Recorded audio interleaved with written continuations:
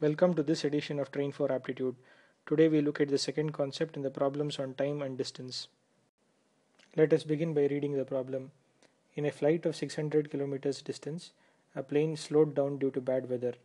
Its average speed for the trip was reduced by 200 kilometers per hour and the time of flight increased by 30 minutes. What is the duration of the flight? Our options are 1 hour, B 2 hours, C 3 hours, D 4 hours. We can visualize the problem as shown. In normal weather indicated by light blue, the flight moves at a steady pace. When it hits a bad weather indicated by dark blue, it slows down. The total distance between the source and the destination is 600 km. Note that the plane takes a slower pace when it moves into bad weather, and therefore the average speed during the journey is dropping by 200 km per hour. The plane also takes 30 minutes longer than the normal duration due to bad weather conditions. Let us begin solving the problem looking at the information given to us. Let us assume the time in normal weather conditions is t.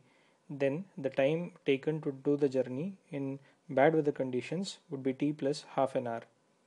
The total distance between source and destination is 600 kilometers. The average speed is dropping by 200 kilometers per hour. We are required to find the flight duration, that is t. The first step is to form equations for the average speed in normal case and the average speed in bad weather case, that is 600 by t and 600 by t plus half respectively. Next, we begin with the equation for the drop in the average speed, which is nothing but the average speed in normal case minus the average speed in the bad weather conditions. That is 200 is equal to 600 by t minus 600 by t plus half. If we solve this quadratic equation that is formed, we get t is equal to 1 kilometers per hour. To generalize, we begin with looking at information given to us. Let us assume the distance between the source and a destination is d kilometers away. Also, the average speed is small d kilometers per hour less than the normal speed. To begin solving the problem, the first step is to frame the equations for the average speed in normal conditions, that is average speed is equal to d by t, and in bad weather condition the average speed is d by t plus a, where a is the difference or the extra time that is taken to travel.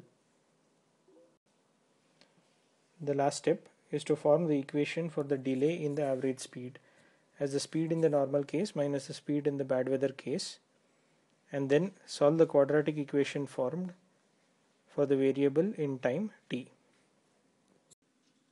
Thank you for watching Train for Aptitude. Please encourage us by following our YouTube channel and liking our Facebook page.